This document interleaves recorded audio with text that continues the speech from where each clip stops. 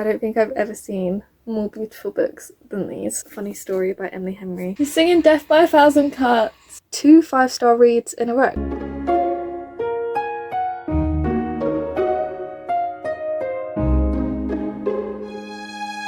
Hi. Hello.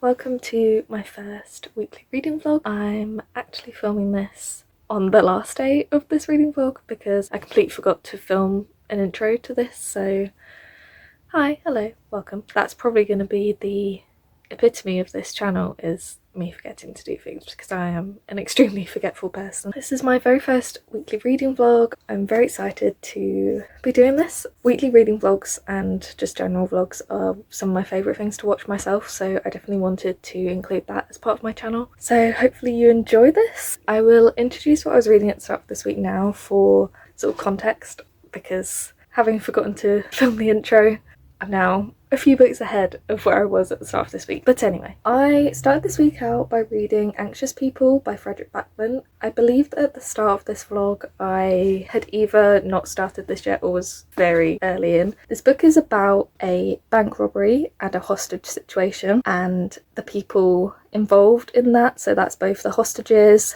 the hostage taker and the police. And I just think you need to go into this pretty much just knowing that. It's not something that you can know the plot of before you go into it. It's not something that you can even really know much more than that about, because this book just encompasses so much into a not very long space of time. I remember that I started this thinking immediately that it was going to be a 5-star read, purely based off of the very first chapter, which is only 4 pages long. I immediately knew that this was going to be a 5-star read. I will actually read you why I felt that. So this is from the first chapter. This story is about a lot of things, but mostly about idiots. So it needs saying from the outset that it's always very easy to declare that other people are idiots, but only if you forget how idiotically difficult being human is, especially if you have other people you're trying to be a reasonably good human being for. Because there's such an unbelievable amount that we're all supposed to be able to cope with these days. You're supposed to have a job and somewhere to live and a family, and you're supposed to pay taxes and have clean underwear and remember the password to your damn Wi-Fi. Some of us never manage to get the chaos under control, so our lives simply carry on, the world spinning through space at 2 million miles per hour, while we bounce about on its surface like so many lost socks. Our hearts are bars of soap that we keep losing hold of. The moment we relax, they drift off and fall in love and get broken, all in the wink of an eye. We're not in control.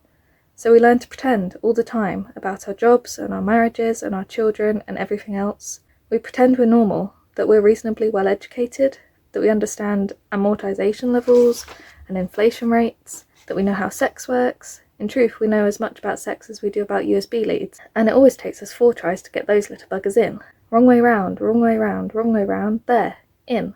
We pretend to be good parents when all we really do is provide our kids with food and clothing and tell them off when they put chewing gum they find on the ground in their mouths. We tried keeping tropical fish once and they all died, and we don't really know more about children than tropical fish, so the responsibility frightens the life out of us each morning. We don't have a plan, we just do our best to get through the day, because there'll be another one coming along tomorrow. Sometimes it hurts. It really hurts, for no reason other than the fact that our skin doesn't feel like it's ours. Sometimes we panic because the bills need paying, and we have to be grown up and we don't know how, because it's so horribly, desperately easy to fail at being grown up, because everyone loves someone, and anyone who loves someone has had those desperate nights where we lie awake trying to figure out how we can afford to carry on being human beings.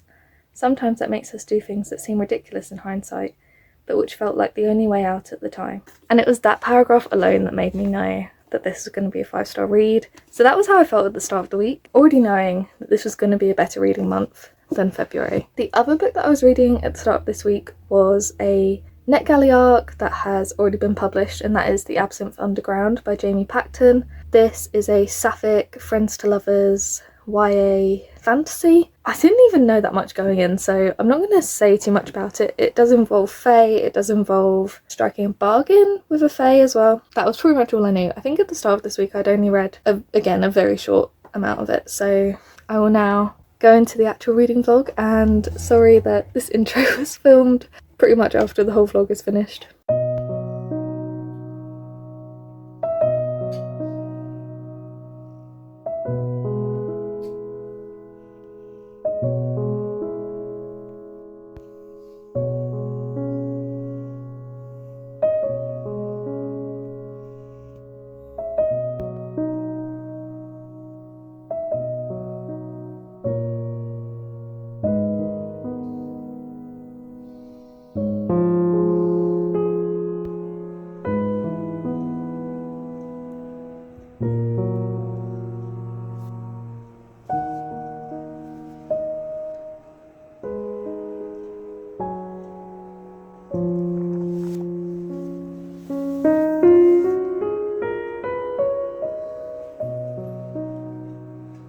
So I have got a little unboxing to do, which is very exciting because it's actually some stuff that I've been really excited to receive. Okay, so the first thing, funny story sticker. The first thing I've got is this. It is a proof of my most anticipated release of the entire year, of my entire life, and that is Funny Story by Emily Henry. If you don't know, I'm a massive Emily Henry girly. I adore all of her books. I rate them 5 stars. Happy Place was my favourite read of 2023. Beach Read is probably my favourite book of all time. So this is really, really exciting for me. So it's an Emily Henry romance, which are normally more literary fiction than just standard romance. So it's kind of lit fic, rom-com, that kind of thing. Although Happy Place definitely was not a rom-com. Well, I'll actually read you the synopsis of this because I just don't feel I can do it justice the way Emily Henry can do herself justice. Daphne always loved the way Peter told their story. That was until it became the prologue to his actual love story with his childhood bestie, Petra. Which is how Daphne ends up rooming with her total opposite and the only person who could possibly understand her predicament, Petra's ex, Miles.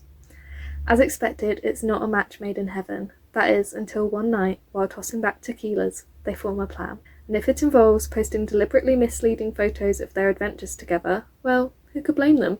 But it's all just for show, of course, because there's no way Daphne would actually start her new chapter by falling in love with her ex-fiancé's new fiancé's ex, right?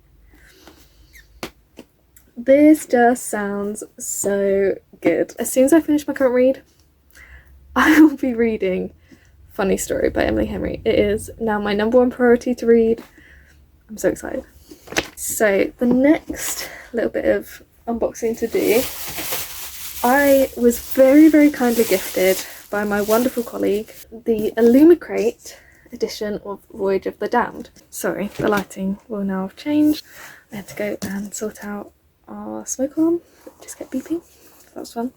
Anyway, so my colleague at Waterstones, lovely Violet, is subscribed to Illumicrate, and she received a very, very minimally damaged copy of I think it's the January book of the month. As you can see, I don't know if you can see there are some very, very slight marks on the page. Very minimal, but she wanted a pristine copy. So when they sent her a new copy, she asked if I wanted it. And I of course said yes. I've heard really amazing things about this book. And this edition is just so stunning. I mean, look at that kind of reflective foiling. And these end papers as well. So, so beautiful. Oh, and there's also foiling on the hardcover. So first of all, I'll show you the end papers. This is a little dragon. And then the foiling on the hardcover. I don't know if you can see how reflective that is. That just looks so good. So I will read the synopsis of this actually because I don't actually know what it's about. So the synopsis of Voyage of the Damned by Frances White. 12 magical blessings, 12 days at sea, 1 chance to stop a killer and save the world. For 1,000 years, Concordia has maintained peace between its provinces. To mark this incredible feat, the Emperor's ship embarks upon a 12-day voyage to the sacred goddess's mountain. Aboard are the heirs of the 12 provinces of Concordia, each graced with a unique and secret magical ability known as a blessing.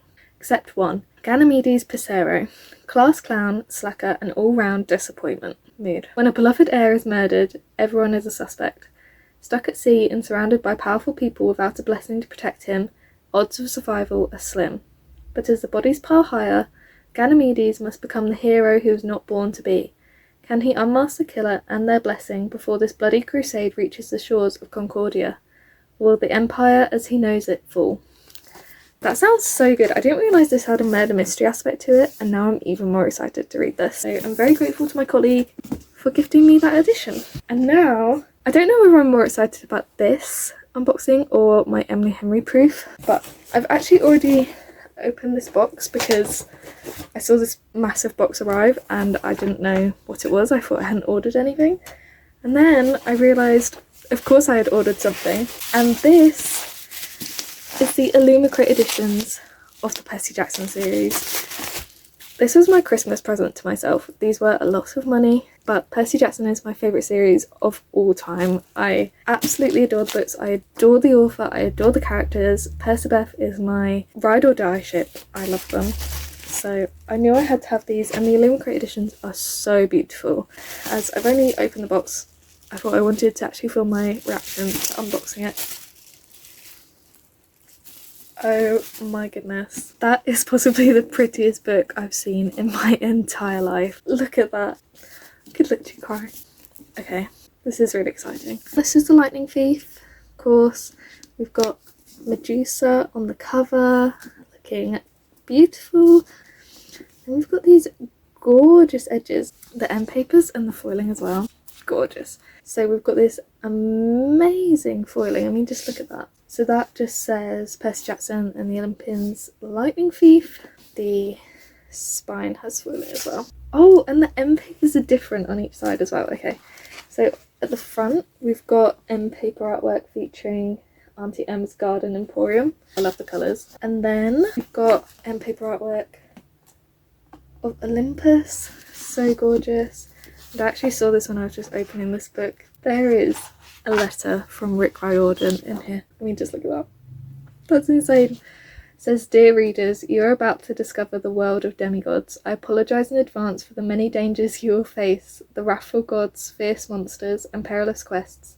May your sword be sharp and the fates kind. P.S. The fates are never kind." That is so fun. Hoping I can unbox the rest of these quickly before the lighting completely goes. I am filming this at like 5:30, so we'll see. Next we've got the Sea of Monsters. Here we are. Oh my goodness, look at that again. Stunning. These end paper artworks. Look at that foiling. So beautiful. I feel like I'm just using the exact same words to describe everything. So we've got this end paper artwork in the front of Sea of Monsters. And then look at that. Wow. We've got the Titan's Curse. That is so beautiful as well. Look at that. Oh, and I forgot that all the edges, I believe the sprayed edges, they all line up. So I need to decide how I'm going to display these, whether I display them with the edges all lining up or with the really beautiful spines. Foiling on this one. You can see how shiny that is. The end paper artwork for the Titan's Curse. Oh, and end paper artwork of the Golden Gate Bridge. So beautiful. Then we've got my personal favourite of the series, The Battle of the Labyrinth. How can this not be your favourite? Absolutely beautiful on the cover. Beautiful foiling. And look at that. Daedalus's workshop. Oh, that might be my favourite picture I've ever seen. And now to finally do the last Olympian. Look at that. That is just incredible. The foiling. Oh, and that we have a Pegasus on the sprayed edges. I can't decide which of the end paper artworks is my favourite. I really don't know. Oh, I mean, just look at that. That's incredible. I really hope that Illumicrate does matching editions for the Heroes of Olympus series. I love Piper, I love Hazel and Frank. They are my favourites. So I really hope that we get matching editions of that series at some point in time. These editions will be displayed. Pride of place up there. I know there's no room up there right now, but we'll make room. We'll make room. I'm really happy to have these in my hands, to own these. These are just incredible. I'm so happy. Well worth the money, I believe. Well worth the money. I don't know if I'll read from these editions because I do still have my original paperbacks, which are so beat up from how many times I've read this series. All of them are signed by Rick Riordan. I've never had a signed Rick Riordan before. Like, it's just insane to me. If I ever met him, I think I'd actually collapse. This was a great Christmas present to myself. Very proud of my past self. Look at that. What a stack. I don't think I've ever seen more beautiful books than these. Okay. Do you see that? So beautiful. So beautiful. I can't hold this up. So yeah. Well worth the money. Hello everyone, so I thought I would bring you a little reading update. I've just finished a day at work and I haven't actually read that much today, but I am gonna get in bed and do a bit more reading now. So I'm still currently reading Anxious People by Frederick Backman. I'm now 135 pages in, so I've read only sort of about 13 pages since yesterday, but I am absolutely loving this. It is so good. I really think that Frederick Backman has this way of writing that really speaks to you personally, even though he's obviously written this not knowing who you are as a reader. It really does feel like it speaks to you personally, the way that he writes these sort of, not monologues, but these paragraphs about the human experience and about suffering and about love and grief and joy, all of these various emotions that humans feel on a day-to-day basis. He somehow makes it feel like it's speaking personally to you, and I just think that that's a really incredible quality to have as a writer. So yeah, I'm only 135 pages into this and we are just getting into what actually happened in the bank robbery, and I think it's been really interesting that even though we're sort of a third of the way through, maybe even nearly halfway through, and we are only just getting into what actually happened in, you know, the premise of what this book is about, I'm not bored at all. I'm not wanting this to hurry up or get to the point. I think that it's really, he's done a really incredible job. The other book that I'm currently reading is The Absinthe Underground by Jamie Patton. I'm reading that on NetGalley. I'm over halfway. It's not gripping me in any way the same as Anxious People is, but I am enjoying it, and I do think that Jamie Patton is an author that I'd like to read from again. There's not as much of the sort of fae aspect so far as I was expecting. It's kind of going a bit of a different route than I thought it would. I didn't read anything about the premise before I started reading this book because I generally like to go in as blind as I can. I don't even know what I was expecting it to be. I think I was just expecting it to be more focused on the magic side of things, and I'm nearly 200 pages in and they've only really just gotten to talking about fae and magic, so I'm not too sure how I'm feeling about it. At the minute it's kind of sitting at maybe like a 3.5 near 4-star rating, so hopefully I'll continue to enjoy it and hopefully I'll enjoy it even more. And now I'm going to go ahead and read some more of Anxious People and also read a little bit more of The Absinthe Underground as well.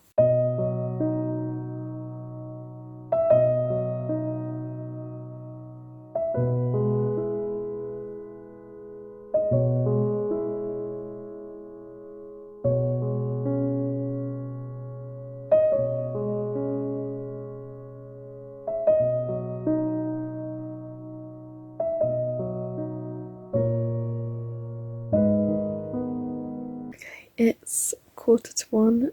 I've just finished Anxious People. It has made me absolutely sob. It's one of the best books I've ever read. Absolutely incredible. I don't really know how Frederick Backman has done it. But yeah, it's just unbelievable.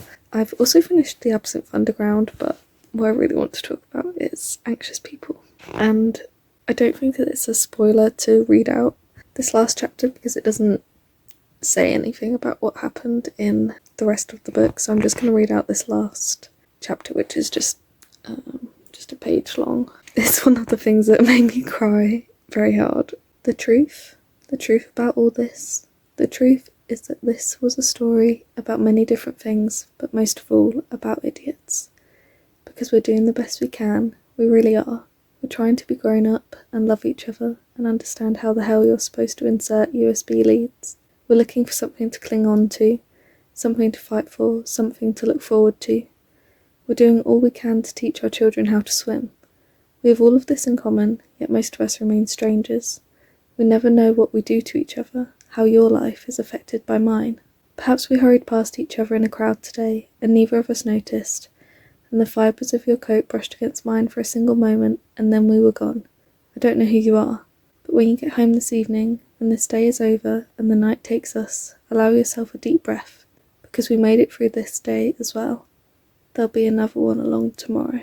If you haven't read the book, I would just say that that should just be all it takes to convince you to read it. Frederick Backman has managed to sum up what it means to be human in a 390-page book, and I don't really understand how he's done that. But yeah, it's made me cry, and it's very late, so I'm gonna head to bed, and I'll see you tomorrow to find out what I'm gonna read next.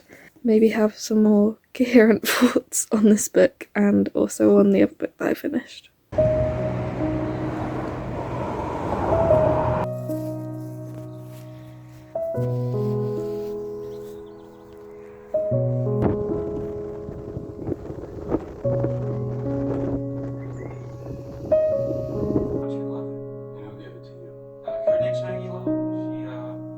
She works on Lila's shift.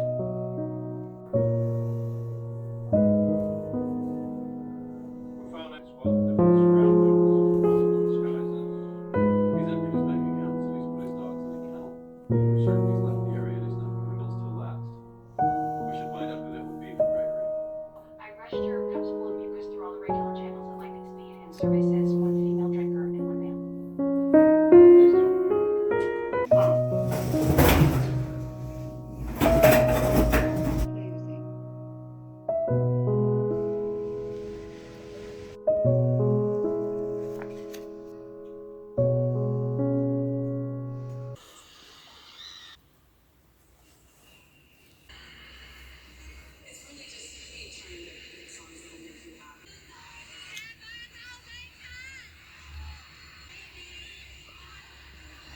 He's singing Death by a Thousand Cuts.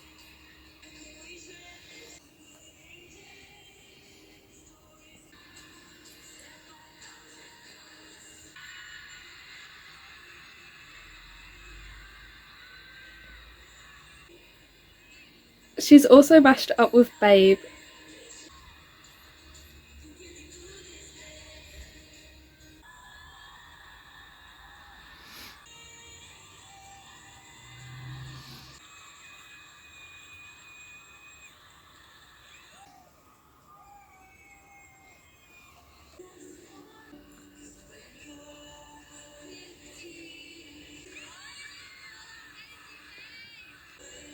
She's singing You're on Your Own, Kid again. She's meant to save that for London.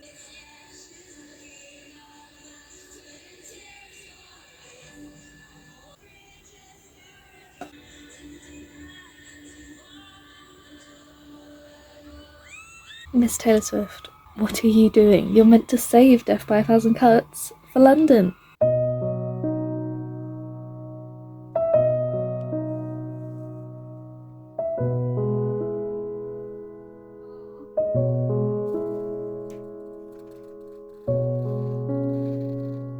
Hello. Okay, so I thought I'd bring you a quick little reading update. It's now Thursday. I think the last time I updated you was Tuesday, perhaps. So sorry about that. I have now finished my next read, which was Funny Story by Emily Henry. She's done it again, guys. Another absolute masterpiece. Someone tell me where I can find a Miles Novak, because he was perfect. Him and Daphne together were so good, so cute. Emily Henry does a really amazing job of making you want to be in her stories and in the setting in this little town in Michigan. I really wanted to go and visit the library where Daphne works at because it just seemed so cute. And as we all know, I absolutely adore Emily Henry, and I am very pleased to say that Funny Story does not disappoint. Definitely one to look out for when it releases on the 25th of April, I believe it is. Excellent, 5 out of 5 stars. 2 5-star reads in a row for me, which, after how February was, is amazing. So I don't know what I'm going to read next.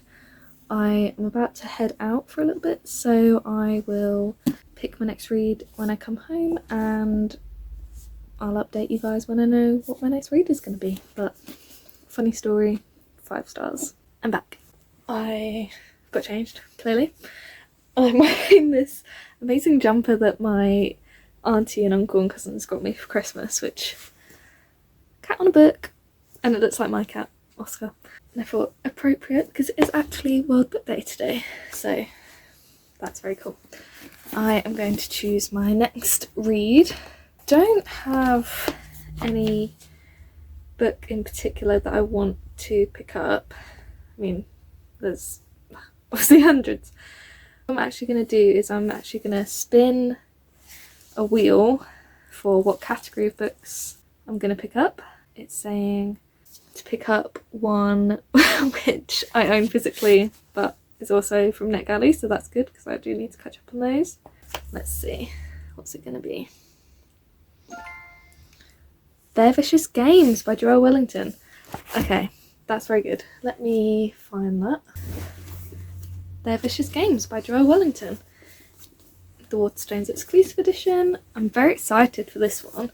It's really great that the random wheel, or the Wheel of Fortune, has chosen this book because this is actually the oldest book on my NetGalley shelf. So I believe that this was published in, it might have been sort of July 2023 or August 2023, which is really bad that I did not get around to reading it from NetGalley before it came out. So this is definitely one I do need to pick up. And I also think that this will be a very quick read. It's YA and it is a mystery. Obviously it's expired on my NetGalley shelf because it's been published for so long, so definitely one I need to pick up. I don't know that much about it, so I'm actually going to read you the synopsis. The stakes aren't just high, they're deadly. Edgewater Academy is a school for the very rich and very powerful. Adina Walker is neither of those things. Alone and outcast, when she gets into a fight with a fellow student and former friend, her scholarship to a top college is revoked and her world falls apart, until she's invited to the finish. Annual games for the brightest and best, hosted by Power Family, the Remingtons. The winning prize for the finish is everything Adina wants, but it's a prize that will come at a terrible cost. So it seems almost like it's a bit Hunger Games-esque, which sounds very fun. So I will be reading this next. Very excited. Thank you to my Wheel of Fortune. I should also tell you what other book I'm reading. So I'm reading a book from NetGalley as well, currently on my phone, and that is Neferura. I think that's how you say it. Neferura by Milena Evans. It's a adult historical fantasy about an Egyptian princess, I believe.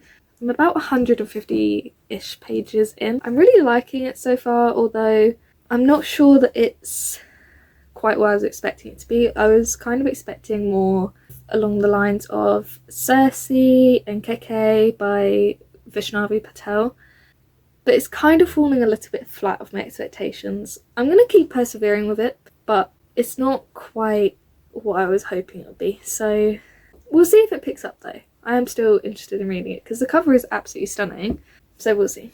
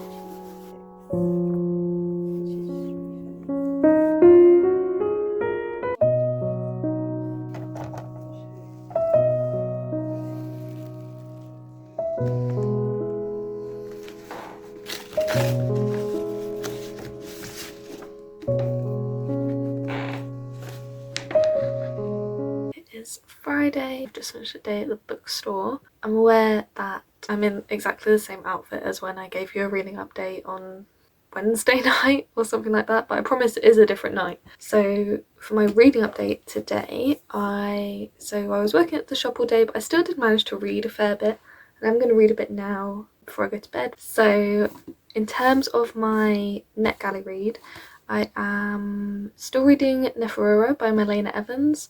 I've got about 70-ish pages left, and I I don't really know. I think this is probably going to end up being sort of around a 3.5 star read for me. It's not bad. It's very well written. It's clearly very well researched. It deals with a lot of very complex issues. But there's just something missing. I just don't feel really connected to the characters. I don't really know what it is about it that I just don't feel fully in the story, and unfortunately it just means it's probably going to be a 3.5 star read. But the other book I'm reading, my physical read, is Their Vicious Games. I am 135 pages into this. I read a lot of this today, and this is actually very interesting.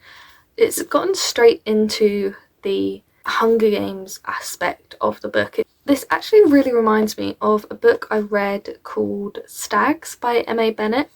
That was a lot to do with a kind of ritualistic game held by elite students at this school, and there were poor students put into this game with the hope of winning a better life, or along those lines.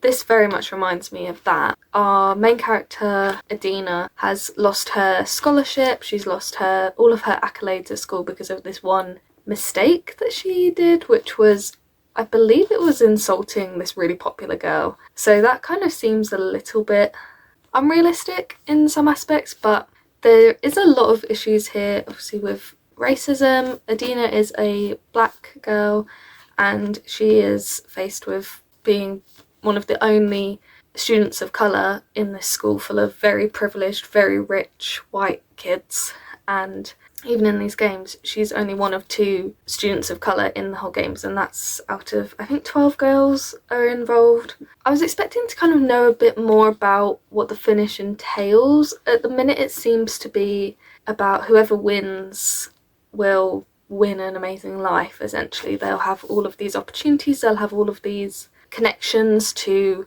politicians, or, you know, to become whatever they want to be. But I don't really understand how they get to that point yet, so considering I'm a third of the way through this, I was hoping to know a bit more about that. So that was my reading update for today. I am gonna go and read a bit more before I go to bed.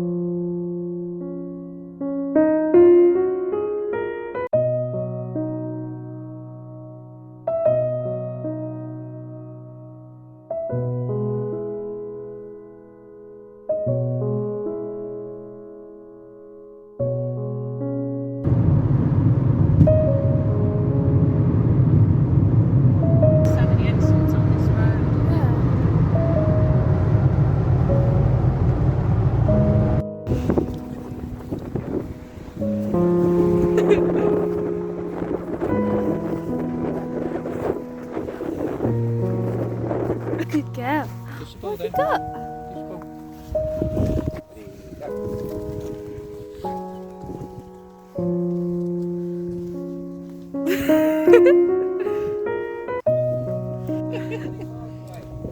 Hetty!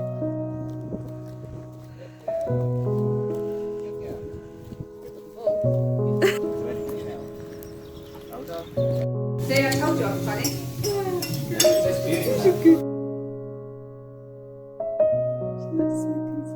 Oh, thank goodness. So you have to work a lot more in advance than you would typically in a regular fitting. You get your pressure this, if we're running low on stock during the day, having to wait for the next day for supplies, you just come out during service. So I'm going to wrap up this vlog here. I apologise for the terrible lighting. I've just gotten home from work and it's completely dark out there. So we're dealing with the very white overhead lights. I finished 5 books in this vlog. I finished Anxious People by Frederick Backman. This was a 5-star read. I finished The Absinthe Underground by Jamie Pacton. I believe I rated that 3 stars. I finished Funny Story by Emily Henry, which was my most anticipated release of the year, and it definitely did not disappoint. This was also a 5-star read. So I actually had 2 5-star reads in a row, which is almost unheard of for me, and especially after not having any 5-star reads in February, I'm feeling very happy with that. I also finished Neferura by Milena Evans. That was a Egyptian historical fantasy and I rated that 3 stars. And the 5th book was Their Vicious Games by Joelle Wellington. I rated this 4 stars and I enjoyed this a lot. I'm really glad that I got around to reading this because this was the oldest book on my NetGalley shelf, so finally I've ticked it off. Okay, so overall I think this has been a very successful reading vlog, my first ever reading vlog, which is very exciting. I really hope that you've enjoyed it. I hope that it's been entertaining. I've felt a bit nervous about doing this because I've never done a vlog of any kind before, and to be honest I don't really get up to that much apart from reading and now watching Criminal Minds, which is basically my entire life. But yeah, I hope that you did enjoy it and I will see you in another one soon. Bye!